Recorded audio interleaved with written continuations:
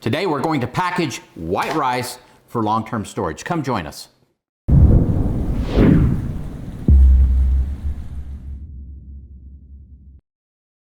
Hey Provident Preppers, I'm Jonathan. And I'm Kylene, and today we are going to show you how we package white rice for long-term storage. I don't eat a lot of white rice. Some other members of our family do, but the reason why we store white rice is because, for one, it has such a long shelf life. Right. And another reason is because it has those important calories that we need. So if you're growing a garden and you have white rice to be able to add to that, then you've got the nutrition that you're missing in the rice, but you've got those calories that you might not be able to get if you only have just a small garden. So I think white rice is a good foundation item for your long-term storage. Absolutely, and I am starting to learn to like brown rice more because of the nutrition, but I am really a white rice guy, so having this in our storage is critically important. And we probably should say up front that brown rice, we do store brown rice. In fact, if you click the card in the corner, it will take you to a video that we created on how we store brown rice, but brown rice is a short-term storage item, not a long-term. Let's move over to the storage. We're gonna store it in buckets. That, I think, is a really good way to do it, but I'm getting older, and sometimes these heavier buckets, they're harder and harder for me to manage. So if you are concerned about the size of the bucket, the amount of food that's in a 5-gallon bucket, let's look at 2-gallon buckets, because quite frankly, you can do pretty much the same thing with that. Now, the Mylar bags that we're using today come from Pack Fresh USA. And this is the Mylar bag that they have for the 2-gallon bucket. And all we're gonna do, you know, John feels very strongly that the bottom should be made to fit the bucket. It's the engineer in me. You know, I just think it should be a nice cylinder that you can slide in there. So far, nobody's listened to me, and I'm used to that, so that's okay. But this works just fine and it gets the job done. But you do have to kind of form it a little bit to the bottom, and then as we're adding the rice, it'll do more. It'll fill it out. Yeah. While he's doing that, I'll talk a little bit about the oxygen absorbers. You could put the oxygen absorber in the bottom or the top. A lot of times we just put it in the top because we don't want to expose these to air any longer than we have to.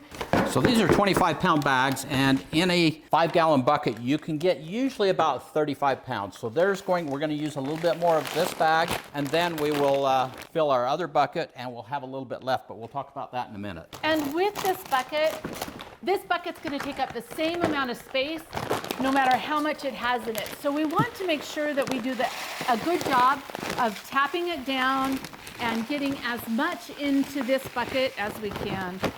So this oxygen absorber, you can see this is a larger size for the larger bucket, and it's nice these are in separate packages, so when you open one, you're just opening one. So I'm going to test it, right? I've squished it down to what I think I can do, and I want to make sure that once we seal this, that we can still get the lid on, because sometimes we've been a little bit greedy and haven't been able to get the lid on. One of the other things about using a Mylar bag in there is that not all of these lids actually have an airtight seal. And so you want to make sure that we don't get oxygen to these. They are also light tight. So if they are being stored in a place where there is some light, you do have that oxygen barrier as well as a light barrier. Okay, one of the things that we did is we got too much air in it before we went to close it, which it happens when you're talking and trying to multitask. So what we're doing now is just trying to squeeze all of that air out to the best of our ability, because we want to get the lid on. It's not that the air would make a big difference, but we do want to be able to get the lid on. So we just clipped the corner so we didn't take off the whole seal. I want to make sure that I've got this sealed real tight, because it looks like it is, right? But usually I take just a little bit of time and seal it well. With this, you can get an impulse sealer, but I've just found that this seriously works the very best. So now that it's heat sealed, he's just going to tap this lid down.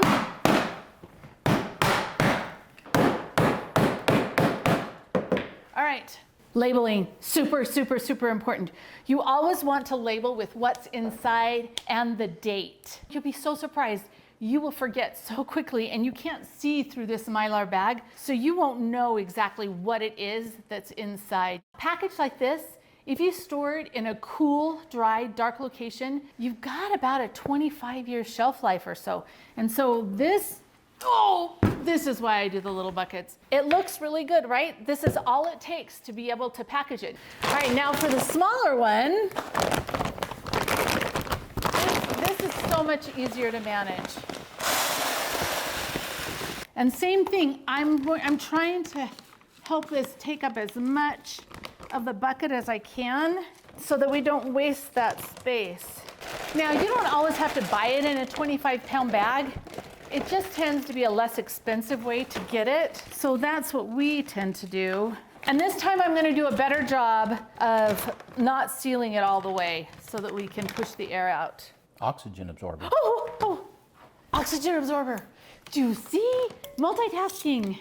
So these are 1,000 cc's and they came with the bags, but when we did our brown rice, we didn't need all 10 of them. So I always put them in a glass jar that's just about the same size as the oxygen absorbers, and then I seal it. And sometimes she tries to get my fingers. I never try to, I just sometimes do. Ouch, that is hot. One of the other things is that you can reuse these Mylar bags. You cut the top off, wash them out really, really well. You let them completely dry, and then you can reuse them because you've cut that top seal off. They're gonna be just a little bit smaller every time you do that. So you can see this is all pushed down. We've got that down where we can get this lid on. And again, we just let them know who's the boss here and then label. And it's that easy. And if you have a little bit of leftover, which sometimes we do, we have our pantry bucket and we just put whatever's left in here and it just gets used up. And when we go to rotate, because we actually use our food storage, right? This isn't going to be down there for 25 years. We're going to use it. So when we buy fresh, then we package it, but we use the older stuff. So we just take that bucket and dump it in here. This sits in the bottom of our pantry. So every time I go to make rice, it has a Gamma Seal lid on it. So the lid just spins off. I can go in there, get the rice that I need, put the lid back on super fast. And so that's how we use it and how we rotate it. But I'm a super big fan of these smaller buckets, just because I'm getting older. If I was still young and strong, it would be different, but this is much more manageable. yes, and I used to love the 6-gallon, but I'm down to 5-gallon buckets now.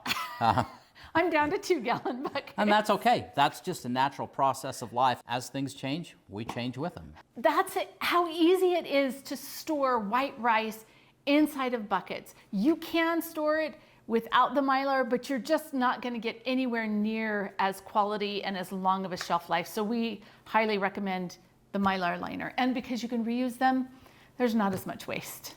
Now for the question of the day. What is your favorite recipe that uses white rice? Share with us. And thanks for being part of the solution.